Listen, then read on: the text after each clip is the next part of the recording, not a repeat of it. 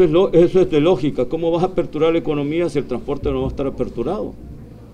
Entonces, lo que estamos diciendo es que en la primera fase debe de haber una propuesta de gradualidad. Autorizar nuevamente la circulación del transporte público fue uno de los principales puntos de discusión esta mañana en la reunión entre la Comisión Política de la Asamblea y los miembros del gobierno. La ley que se elabora para hacerle frente a la pandemia contiene 4 fases en las cuales se especifica cómo se irá abriendo paulatinamente la economía, lo que va ligado con el tema del transporte público. Para los diputados es importante que se comience a prestar el servicio en la fase 1, la cual, según el borrador del documento que se discute entre los funcionarios, contempla del día 8 al 30 después de la entrada en vigencia de la ley. La fase 1 pierde objetividad. ¿A qué le vamos a abrir? Que se reactive el qué. Si a los que les estamos dando autorización para que salga fuera de los que ya están autorizados, ¿a qué van a salir si no hay transporte? A nosotros los que tenemos nuestro carrito, este tema no nos golpea. Sinceramente, no nos golpea a nadie de los que está sentado aquí. Algunos tienen hasta 2 carros. Pero la gente que vive en un cantón, la gente que es discapacitada, la gente que es mayor de 60 años, la gente que vive sola, la gente que no puede caminar largas distancias, a esa gente es otra la medida.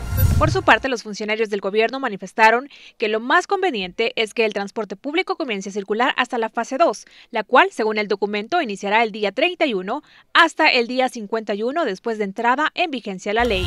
No puede iniciar una fase 1 con lo que internacionalmente se ha demostrado que es lo que más riesgo da para que se transmita la enfermedad, sino que tenemos que empezar con lo que no da riesgo o con el que el riesgo es menor. En ese sentido, debe ser prudente incluir el transporte público en la fase 2. El tema de cerrar o el tema de controlar el transporte, sigo insistiendo que es un tema sumamente delicado y debemos de verlo y enfocarlo en el tema de salud.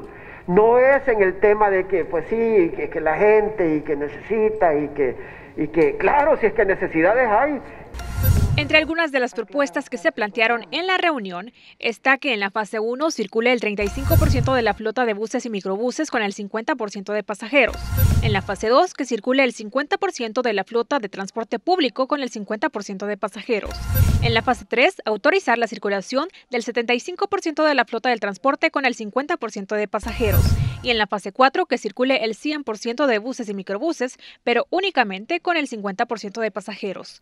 Todas las unidades deberán implementar las medidas sanitarias establecidas por el Ministerio de Salud. Por su parte, miembros de la Mesa Nacional del Transporte Público manifestaron que para ellos sería imposible llevar a cabo estas medidas a menos que se les aumente la compensación económica por parte del gobierno.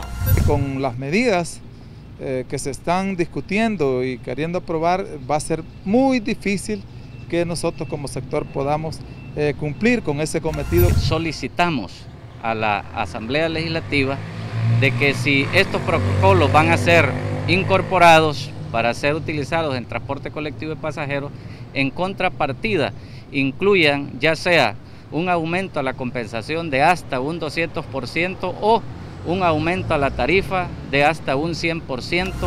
El tema quedó en el congelador, ya que no se lograron acuerdos para esto y continuarán discutiéndolo más adelante, manifestaron los funcionarios. Actualmente el servicio de buses y microbuses se presta únicamente para el personal de salud. Con imágenes de David Clara para El Noticiero, Ingrid Castellanos.